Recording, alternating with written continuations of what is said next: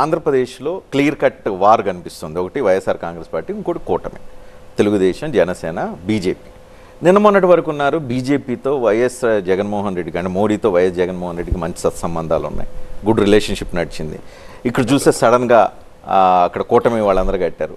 So ఈ కూటమి ఇప్పుడు బలంగా ఉండబోతుంది.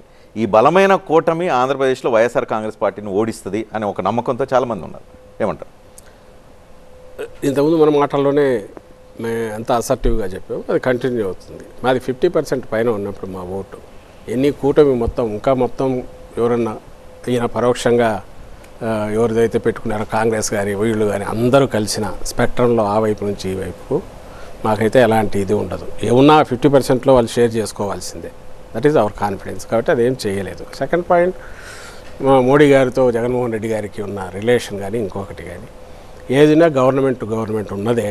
అది గవర్నమెంట్లో మేము మళ్ళీ వస్తాము. అది ఎవరు వచ్చినా కూడా అది కంటిన్యూ అవుతుంది. It will not change.